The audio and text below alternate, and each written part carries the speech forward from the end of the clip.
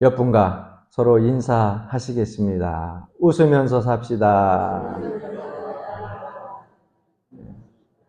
또 한번 웃으면서 살겠습니다.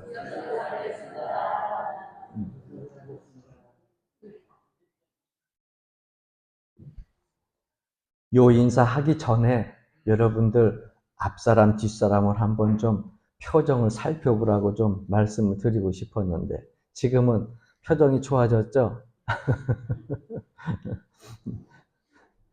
주변에 있는 여러분들의 이웃 성도들 또 앞뒤로 앉은 분들 표정들을 이렇게 한번 살펴보세요. 인사하고 나서 얼굴이 조금 미소가 띄워지기 전까지는요, 어두운 그늘, 그 슬픔의 인상들이 훨씬 더 많아요. 가만히 보면 우리 인생들을 가만히 보게 되면 확실히 기쁨보다는 슬픔에 익숙한 존재들인 것 같아요. 그래서 웃는 얼굴을 보기보다는 좀 어둡고 슬픔에 잠긴 사람들의 얼굴들을 많이 보는 것 같습니다. 그래서 그런지 오늘 사도 바울은 우리에게 분명히 말씀하고 있어요. 한번 따라합시다. 기뻐하라. 그런데 뭐라고 말씀을 앞에 서두를 두었냐면 항상 기뻐하라. 항상 기뻐하라. 그러니까 인생을 살면서 사도 바울도 사실 그 안에서 많은 사람들의 표정들을 봤을 것이고 삶의 모습들을 봤을 것입니다. 그렇게 보니까 기쁨의 얼굴보다는 슬픔과 한에 찬 얼굴들이 많으니까 예수 믿는 사람들이 저렇게 살면 되겠느냐. 성도들에게 편지를 쓰면서 기뻐해라. 기뻐하라. 그런데 그냥 어느 하루만 기뻐하는 것이 아니라 항상 기뻐하라. 항상 기뻐하라. 혹시나 못 들었을까봐 그 다음에 또 다시 반복해가지고 내가 다시 말하노니 기뻐하라. 여러분, 이토록 사도 바울은 믿는 그리스도인들이 이런 기쁨을 가지고 살아가야 된다라고 하는 것을 아주 강조하며 말씀하고 있습니다. 예수 믿는 사람들이 사실 기뻐하며 사는 것이 삶의 스타일이 되어야 될 줄로 압니다. 할렐루야. 예. 여러분, 사람이요, 기쁜 일을 찾으려고 하다 보면 얼마나 많은지 몰라요. 아침에 일어나가지고 머리를 감고 내 머리를 싹 드라이기로 넘기고 빗질을 해서 넘겼는데, 내 마음대로 내가 딱 원하는 대로 빗질이 쫙 돼가지고 머리가 탁 넘어갔을 때, 그 순간도 기뻐. 근데 어느 순간에 하나 두 개 삐져가지고 빗어도 빗으면 또 올라오고 빗으면 또 올라오고 그러면 어때요? 이것 때문에 신경 쓰이잖아요. 그럼 다시 물 적셔가지고서 또 다시 드라이해가지고 쭉 넘기면은 또 그 자리를 찾게 돼. 그러면 또 기뻐. 그러니까 기쁨이라고 하는 것을 별것 아닌 것에서 찾을 수가 있어요. 그런데 자꾸 잃어버리니까. 사도 바울이 우리에게 권면하고 있습니다. 주 안에서 기뻐하라. 내가 다시 말하노니 기뻐하라. 항상 기뻐하라. 그러면 여러분 말씀 들을 때는 아멘 아멘 하고 다 그렇게 살 것 같아. 이 말씀 듣는 순간 집에 가서도 이렇게 살 것 같아. 그런데 이런 삶이 가능할까요? 우리가 거듭난 사람이고 하나님의 자녀고 하나님의 보호를 받는 그러한 하나님의 사람이라고 해도 우리가 매일 이렇게 살 수 있을까요? 사실 그렇지 않습니다. 계속해서 이렇게 항상 기뻐하며 살 수 있을까? 의문이 남지요. 구체적으로 그러면 성경에서 이야기하는 항상 기뻐하면서 사는 삶이 어떤 삶인가? 내가 그렇게 살고 있지 못한데 어떻게 하는 것이 항상 기뻐하면서 사는 것일까? 오늘 본문은 그 대답을 들려주고 있습니다. 주님께서 가르쳐 주신 그대로, 위에 계신 하나님께서 우리에게 기대하신 대로, 이 성경에 우리에게 명하신 대로 순종하면서 기뻐하는 삶을 살고자 한다고 하면 우리는 세 가지의 태도를 가지고 살아야 됩니다. 그 첫 번째 태도가 어떤 태도냐면 건강한 인간관계를 유지해야 됩니다. 우리 안에 기쁨이 있다가 언제 잘 깨지는 줄 아십니까? 인간관계가 틀어질 때에 우리의 마음에 기쁨이 사라지게 되는 거예요. 내가 굉장히 큰 기쁨을 갖고 있다가도 사람과의 관계에서 어느 순간 그것이 틀어지게 되면 이 기쁨이 한순간에 사라져버리게 됩니다. 그러니까 인간관계에서 자꾸 갈등을 경험하게 되면 우리가 기뻐하며 살 수가 없어요. 왜? 인간관계에서 맺어지는 상처가 더 커지기 때문에 그렇습니다. 그래서 가지고 있던 기쁨마저 잃어버리게 되는 거예요. 이것은요, 비그리스도인만의 문제가 아닙니다. 그리스도인들에게도 이런 경우가 허다하게 많이 있다고 하는 것이에요. 항상 기뻐하라. 내가 다시 말하노니 기뻐하라. 사도 바울이 이런 말씀을 하는 배경이 있어요. 왜? 빌립보 교회에 이런 편지를 써가지고서 성도들에게 전하였을까? 그럼 이 배경은요, 4장 2절 말씀에 기록되어져 있습니다. 내가 유오디아를 권하고 순두개를 권하노니 주 안에서 같은 마음을 품으라. 유오디아라고 하는 한 여성과 순두개라고 하는 여성이 등장을 하게 됩니다. 이게 사도 바울이 언급할 정도라고 하면 아마 그 빌립보 교회 내에 꽤 여성의 위치라든가 그리고 또 일꾼으로서의 위치가 꽤 다른 사람들에게 알려진 사람들이에요. 어떻게 보면은 뭐 요즘으로 쉽게 얘기하면 여성교회 회장이나 여성교회 부회장 아니면은 여성교회 회장이나 여성교회 총무 뭐 이 정도 될 수 있을 정도로 많은 주변에 있는 성도들이 알 수 있는 사람들이에요. 근데 왜 그 유오디아와 순두교에게 권한다. 무엇을 권한다고요? 같은 마음을 품으라. 즉 다시 이야기하면은 지금 유오디아라고 하는 이 여성과 순두개라고 하는 이 여성이요. 알지 못하는 갈등을 가지고서 부딪히고 있다고 하는 사실입니다. 그걸 우리가 추측해 볼 수가 있어요. 그래서 그 모습을 보고 교회에 덕이 되지 않고 믿음 생활하는 주변의 사람들에게 덕이 되지 않으니까 사도 바울이 그 소식을 듣고 빌립보 교회에 편지를 쓰는 거예요. 같은 마음을 가지십시오. 한 마음을 가지십시오. 하나가 되셔야 됩니다. 그러면서 그 뒤에 이어서 쓰여지는 말씀이 기뻐하라고 말씀하고 있는 겁니다. 사랑하는 성도 여러분, 사람이 인간관계에서 틀어지게 되면 기쁨이 사라져요. 웃음꽃이 만발했던 그 가정에 부모와 자녀의 마음이 틀어지면은요, 그 웃음이 사라지게 됩니다. 부부의 관계 속에서도 마찬가지요. 또 우리 예수 믿는 성도들 그 모든 삶 속에서도 마찬가지입니다. 그래서 사랑 관계를 잘 맺어야 되는 거예요. 그렇다고 하면 저절로 잘 맺어지느냐? 그렇지 않습니다. 그 기쁨을 다시 회복할 수 있고 유지할 수 있는 그 대답이 오늘 5절 말씀에 기록되어져 나오고 있습니다. 너희 관용을 모든 사람에게 알게 하라. 주께서 가까우시니라. 그럼 우리가 사람들 관계 속에서 틀어지지 아니하고서 우리에게 있는 주님께서 주시는 기쁨을 잘 유지하려고 한다면 어떻게 되느냐? 모든 사람에게 관용을 알게 하라는 거예요. 여러분, 관용이라고 하는 이 단어를 사전에 찾아보게 되면은요, 무엇 위에 덮어준다라고 하는 해석이 기록되어져 있어요. 그러니까 관용이라고 하는 것은 뭐예요? 저 사람의 단점을 덮어주는 거예요. 저 사람의 실수를 덮어주는 거예요. 저 사람의 수치스러운 허물들을 덮어주는 거예요.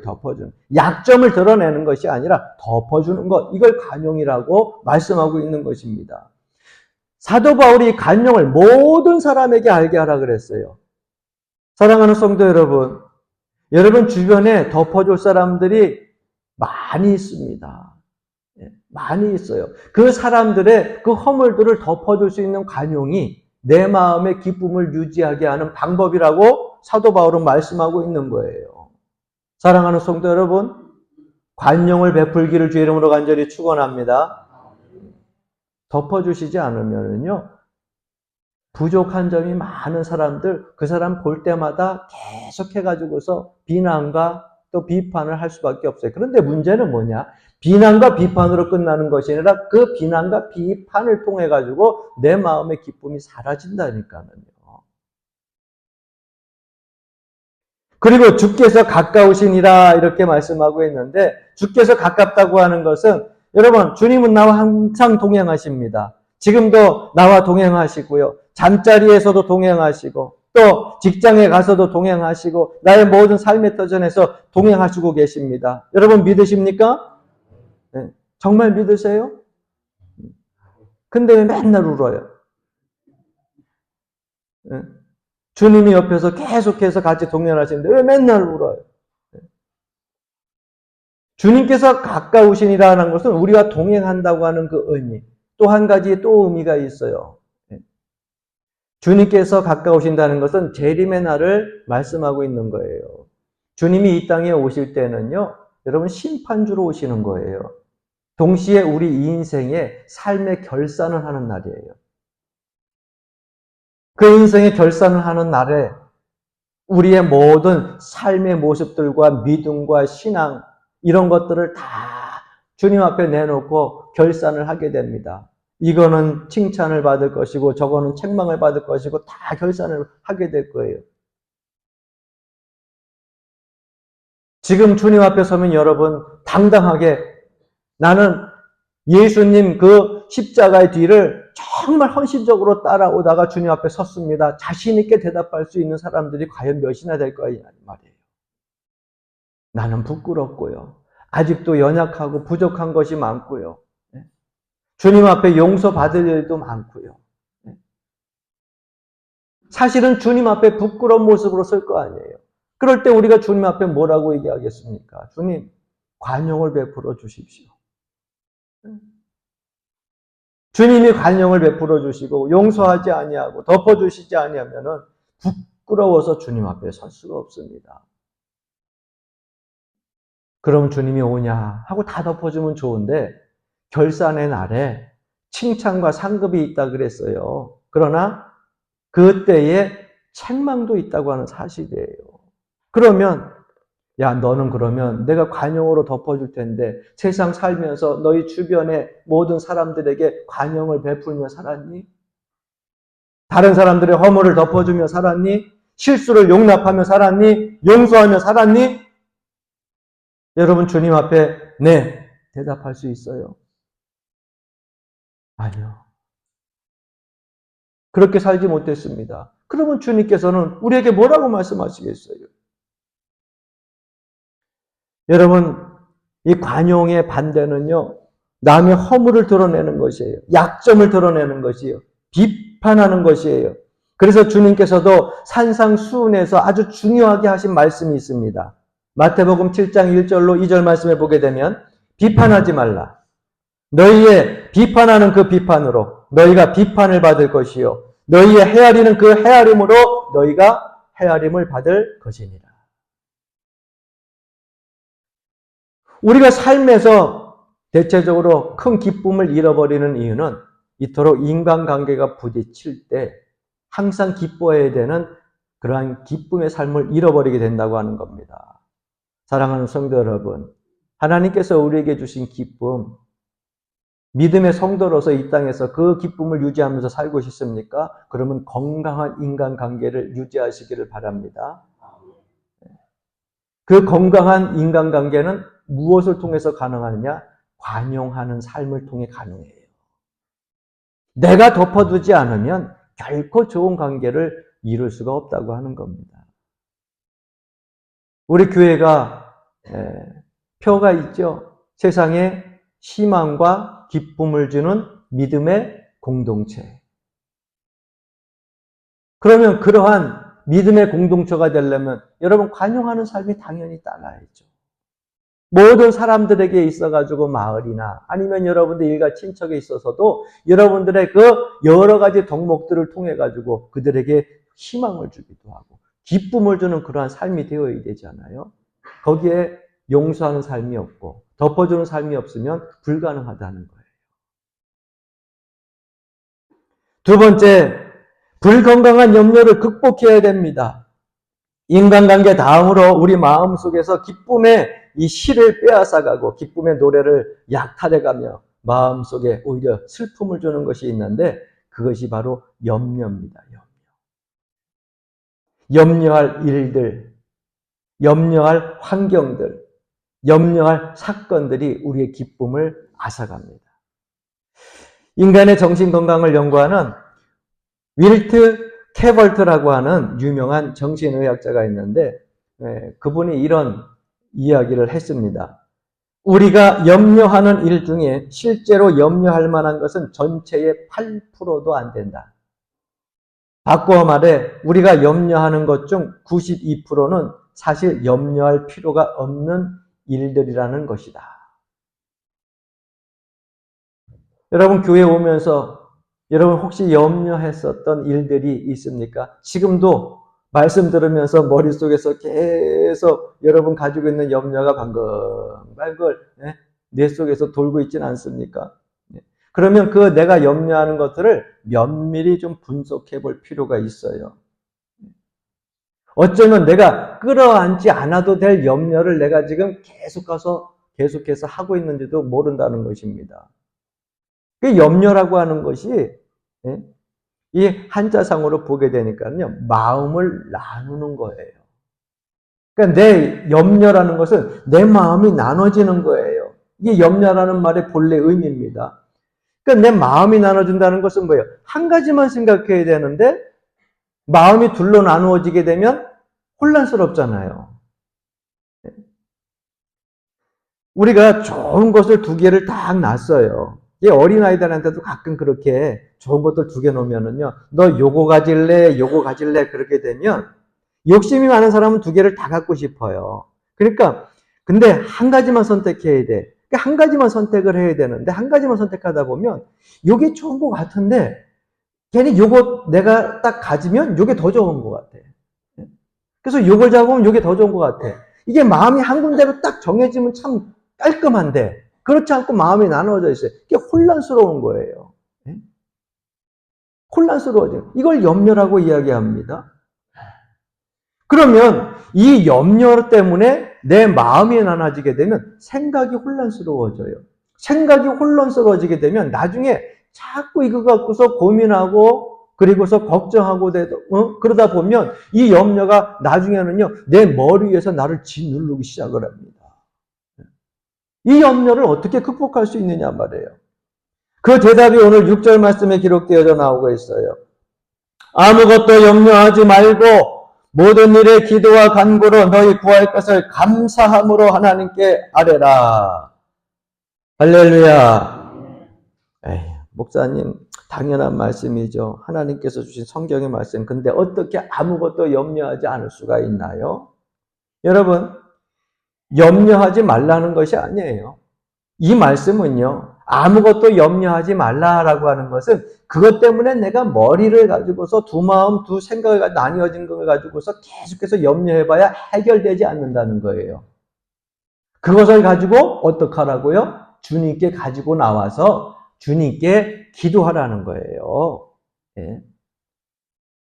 그러면 내가 정한 마음을 가지고 기도하다 보면은요, 하나님께서 그 염려를 다 하나로 묶어 놓으시고 그 다음에 내가 나아갈 방향과 방법과 길을 보여주시는 거예요. 그러니까 하나님 앞에 나오면 되는 겁니다. 그래서 여러분 내가 두 마음이 생기고 내 생각이 자꾸 혼란스러워지게 되면 이렇게 생각하시면 돼요. 아, 내게 염려가 생긴 것이 아니라 따라해 봅시다. 하나님이 기도하라는구나. 나에게 기도할 일이 생겼구나. 이렇게 생각하면 돼요. 네. 여러분들에게 이런 염려가 많이 생기길 주의 이름으로 간절히 축원합니다.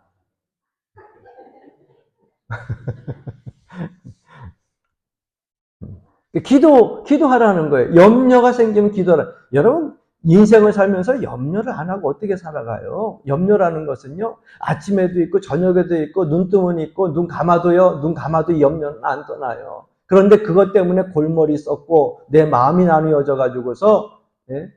그렇게 신경 쓰지 말고, 그 문제를 가지고 눈 감고 기도할 수 있잖아요. 눈 뜨고 기도 못합니까? 저는 아침에 일어나면 눈 뜨고 기도해요. 일어나자마자 하나님 오늘도 살려주셨네. 건강하게 이 아침 맞게 해주셨네. 감사합니다. 하루가 복되게 하여 주옵소서. 이렇게 시작하거든요. 저녁에는 졸리우면 눈 감고서 기도하고 눈 떠도 기도하고 눈 감고 기도하고 염려를 맡길 수 있잖아요. 기도할 일이 생겼다 생각을 하시고 하나님께 맡기세요. 그리고 여기 보니까는요. 기도와 간구로 아니 기도하고 간구는 다른 것인가요? 내가 하나님 앞에 그러한 염려를 갖고 기도를 하는데 이 염려가 너무너무 커가지고서 내 심중을 너무 억압을 해. 그럼 어떡하라고요? 간구하라고 하는 건 뭐예요? 간절하게 하나님 앞에 기도하라는 거예요. 그러니까 소리내어도 기도하고요. 예? 애쓰면서 기도하고 이 염려를 극복하기 위해서 하나님 앞에 매달리라고 하는 겁니다. 우리 한국 사람들은요. 기도하고 간구하라 그러면 통곡하라고 하는 줄 알고 착각을 해요. 왜? 한국 사람들은 한이 많아. 한. 그래서 한 많은 이 나라 민족. 우리 노래 듣잖아요. 한 많은 이 세상. 그리고 가수들도 보게 되면은요. 그래서 한에 대한 노래를 부르게 되면은요. 이 밑에, 가슴 밑에부터, 배에서부터 올라나오는 그러한 소리 가지고서 그렇게 부릅니다. 우리나라에 창 들어보세요. 창 들어보면은요, 가만히 들어보게 되면 막 서글퍼져. 막 가슴이 막 아리잖아요. 그래서 그런지 여기서 간구하라고 하면 무조건 통곡하라고 하는 줄 알아요. 비극적으로 기도하라는 것이 아니에요. 하나님께서 내 염려를 걷어주실 것을 믿고 여러분 기쁨으로 감사하면서 기도하라는 거예요. 할렐루야.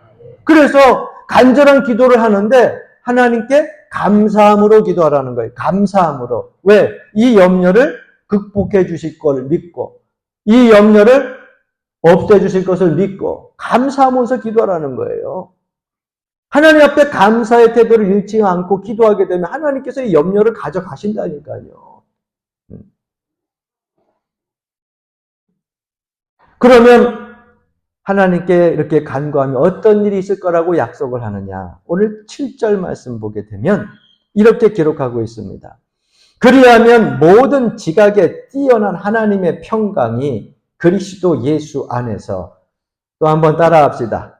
너희 마음과 생각을 지키시리라.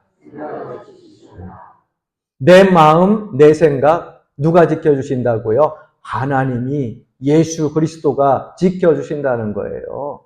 그러니까 염려를 놓고 기도하고 간절하게 기도하면은요, 하나님의 평화가 하나님이 가지고 계신 그 평안이 누구에게로? 나에게로 오게 되어서 내가 하나님께서 가진 그 평안을 내가 누릴 수 있게 된다고 말씀하고 있는 거예요. 내 마음을 지키지 못해서 염려가 생긴 거 아니에요. 염려라는 것이 마음이 나눠지는 것인데 내 생각을 지키지 못해서 염려가 온 것 아니에요. 그런데 내 생각을 누가 지켜주시느냐? 하나님이 지켜주신다고 하는 거예요. 너희 마음과 생각을 지키시리라 해서 이 지키라라고 하는 것은요. 군대 용어예요. 사도 바울은 가끔 군대 용어를 쓰고 운동 용어도 쓰잖아요. 그러니까 지켜준다고 하는 지키라라고 하는 군대 용어예요. 그러니까 적이 침투하지 못하도록. 아까 사단 마귀가 내 심령에 내 생각에 염려 가지고서 침투하지 못하도록 지켜주신다는 거예요. 지켜주신다는 거예요. 하나님의 평화의 요새로 딱 두루마리를 치고서 화영검을 두르시고 우리에게 염려가 침투하지 못하도록 마귀가 침투하지 못하도록 지켜주신다는 거예요. 염려를 많이 하게 되면 사람이 본질적인 내가 해야 될 일들을 잃어버릴 때가 많아요. 제가 어느 책을 이렇게 읽어보다 보니까 재밌는 내용이 하나가 있는데 거기에 보니까 요즘에 애완용들을 많이 기르시잖아요. 강아지도 기르고 고양이도 기르고 또 보니까는 그 우리 조카들은 지난번에 갔더니 아주 그냥 깜짝 놀랐대요. 그냥 부모님이 깜짝 놀라서 옛날에 그 햄스터 쥐 같은 거 길러가지고 징그럽다고 자취방에 왜 그런 걸 기르냐 그랬더니 안 기른다고 버렸다고 그래가지고서 자취방을 한번 찾아갔더니 뭐 이렇게 커튼 같은 거 이런 게 이불 같은 거로 덮어놔가지고 이제 안 기르나 생각을 했대요. 그래도 부모님이 또 자취방 가서 자녀들 방 안 볼 수 있냐? 그래서 진짠가 하고 이렇게 가서 이렇게 훌떡 뒤집었더니 거기서 뭘까? 아, 뱀을 키우고 있더래. 애완용으로 아주 기겁을 했대잖아요. 요즘에 하여튼 뭐 별 동물들을 다 파충류도 그렇고 다 키워요. 그런데 어떤 분은요, 앵무새를 애완견으로 너무 외로워가지고서 앵무새를 구입을 하게 됩니다. 앵무새의 특징은 뭡니까? 말을 한다는 거죠. 그래서 이 앵무새를 사면은 이 앵무새가 가끔가다 대화해 줄 수 있으니까 앵무새, 이 새를 좀 들여놓으라고. 그래서 비싼 값을 주고서 앵무새를 이 이로운 부인이 이제 집안에 들여놨어요. 그리고 이제 그 앵무새한테 말을 시키는 거야. 계속해서 말을 시키는데 이놈의 앵무새가 안녕하세요 그러면 따라야 되는데 대체 눈만 껌뻑껌뻑거리고 따라하지를 않네. 너 말할 줄 아니? 따라하지를 않네. 너 왜 말을 안 하니? 따라해. 눈만 껌뻑껌뻑거려. 그래서 비싼 값을 주고 산 이 부인이 그 가게 주인한테 찾아가가지고 아니 앵무새가 대체 말을 안 한다고. 에? 비싼 값을 줬는데 앵무새들이 가끔 가다가 보면은 사람 이야기하면 놀래가지고 그럴 수도 있다고. 그 앵무새 그 새장 안에다가 거울을 갖다 주면은 혹시나 자기 짝인가 해가지고서 자기 얼굴 그 거울을 보고서 얘기할 수 있다고. 거울을 한번 갖다 놓으라고. 그래서 거울을 사가지고 왔어요. 그래서 거울을 사가지고서 그 앞에다 놓고서 앵무새 안녕하세요 얘기 좀 해봐라 하는데도 그때도 보니까는 껍벅껍벅만 하고서 나중에 얘기도 안 하고 풀썩 주저앉아 있더래. 또 쫓아갔어요. 그랬더니 그 다음에는 운동을 안 시켜서 그런다고. 운동을 안 시켜서 그러니까 사다리 같은 거를 거기다 좀 놔줘 보라고. 그래서 조그만 사다리를 또 갖다 놔줬어요. 그 사다리를 앵무새가 막 이렇게 타고 올라가도 좀 이제 운동이 됐으니까 힘이 생겼을까? 안녕하세요. 그랬더니 또 눈만 껌뻑껌뻑 하고 있더래. 그래서 화가 이만큼 나가가지고 쫓아가가지고 도대체 안 된다 그랬더니 앵무새가 마지막 방법이라고 그네를 좋아한다고. 그 그네를 사다 주면 그네를 타면은 그네에 앉아가지고서 옛날 앵무새 보지 않으셨냐고. 거기서 안녕하세요 그러면 꼭 인사하는 거 받지 않냐고. 그래서 그네를 사다가 갖다 놓고서 얘기를 하는데도 얘기를 할까요? 안 할까요? 여러분들이 알 수가 없지. 봤어야 알지. 얘기를 전혀 하지는 않더래요. 너무너무 속이 상해가지고 그 앵무새한테 소리를 빡 들었대요. 그랬더니 앵무새가 죽었어. 너무 속이 상해가지고 가게 주인한테 가가지고 막 따집니다. 말을 하는 앵무새다 그래가지고 몇 배나 값을 올려가지고 비싼 값에 이 앵무새를 샀는데 거울을 갖다 줘도 사닥다리를 갖다 줘도 그네를 갖다 태워줘도 앵무새가 말을 한마디도 안 하고 죽었다고. 그랬더니 주인이 정말 말 한마디도 안 하고 죽었냐고. 가만히 생각해보라고 그랬더니 주인이 곰곰이 생각을 해보다가 하긴 마지막에 뭔 얘기는 한 것 같은데 마지막에 말 한마디 하고 죽었대. 그게 뭐라고 얘기를 했냐. 그랬더니 음식을 줘야 힘이 나지. 그리고 죽었대. 앵무새가 말하는 거에만 신경을 써가지고 이 앵무새를요 집안에서 키우면서 먹이는 한 번도 주지 않고 맨날 앵무새한테 아침에 가지고 안녕하세요 말해봐. 저녁에 가서 안녕하세요 까꿍. 생전 앵무새가 눈만 껌뻑거면서 이 주인이 언제 먹이를 주나 언제 음식을 주나. 근데 먹이지도 않고 운동을 시키고 먹이지도 않고 그네를 태우니까 나중에 앵무새가 죽으면서 그렇게 얘기를 했다는 거예요. 너는 어떻게 죽을 때까지 한마디도 안 하고 이렇게 결국 말하는 앵무새가 그냥 죽을 수 있냐 그랬더니 먹이를 줘야 힘이 나지. 그리고 끽 하고 죽었대잖아요. 사랑하는 성도 여러분, 부인이 앵무새가 말하느냐 안 하느냐 이 생각에 사로잡혀서 먹이 주는 것을 잃어버린 것처럼 우리가요 염려라고 하는 것으로 내 마음이 나뉘어지고 생각이 나뉘어지게 되고 불안과 긴장이 내 마음을 사로잡히다 보면 아주 중요한 것을 반각하게 돼요. 정작 중요한 것이 무엇인지 잃어버리게 돼요. 그러니까 여러분들의 마음이 염려와 불안과 긴장으로 사로잡혀지지 않게 주의 이름으로 간절히 축원합니다. 그것이 오면 어떡하라고요? 해결되지 않은 것 때문에 엉뚱한 것 찾아다니지 말고 주님 앞에 나와서 다 내려놓으세요. 주님께 기도하고 간구하면 그 염려 해결해 주시고 평안 주신다고 하는데, 하나님께서 우리에게 말씀을 통해서 약속을 해 주시는데 왜 그 염려를 여러분들이 끙끙 머리에 가슴에 안고 앓다가 엉뚱한 일들을 합니까? 이 불건강한 염려를 주님께 기도함으로 극복하시길 주의 이름으로 간절히 축원합니다. 세 번째, 건강한 사고 생활을 영위해야 돼요. 우리가 기쁨을 유지하는 데에는요, 무엇보다도 건강한 사고를 가지고 있어야 됩니다. 오늘 8절 말씀입니다. 끝으로 형제들아, 무엇에든지 참되며 무엇에든지 경건하며 무엇에든지 옳으며 무엇에든지 정결하며 무엇에든지 사랑받을 만하며 무엇에든지 칭찬받을 만하며 무슨 덕이 있든지 무슨 기림이 있든지 이것들을 기억하라. 이것들을 생각하라. 이 6가지는요, 우리 인생의 아주 적극적인 덕목들이에요. 적극적인 덕목들. 그래서 이 적극적인 덕목들, 이것들을 어떻게 하라고요? 계속해서 생각하라는 거예요. 내가 생각하라는 거예요. 생각하라고 하는 이 말씀 속에서는요, 의도적으로도 내가 그렇게 하라는 뜻이 내포되어 있어요. 부정적인 생각, 유해한 생각들을 많이 하게 되면 그 생각이 나를 지배하잖아요. 그래서 제가 여러분 성경을 읽고 믿음으로 사는 여러분들에게 항상 이야기하잖아요. 좋은 생각하십시오. 좋은 생각하십시오. 적극적인 생각하시고요. 이 6가지의 덕목들을요, 자꾸 생각하십시오. 무엇이 참된 것인가? 무엇이 경건한 것인가? 무엇이 옳은 것인가? 무엇이 정결한 것인가? 무엇이 다른 사람들에게 사랑받을 만한 일이고 하나님께 사랑받을 만한 일인가? 어떤 것이 칭찬받을 만한 일인가? 어떤 것이 덕을 베푸는 일인가? 이걸 어떻게 하라고요? 자꾸 생각하라는 거예요. 생각하라는 거예요. 이런 것들을 생각하면서 여러분 삶을 살게 되면 이 덕목으로 가득 차 있으니까 우리의 삶 속에서 훈련이 필요한 겁니다. 훈련이 되어지는 거예요. 이런 금언이 있습니다. 인간은 생각을 심어서 행동을 거둔다. 그리고 행동을 심어서 습관을 거둔다. 그리고 습관을 심어서 인격을 거둔다.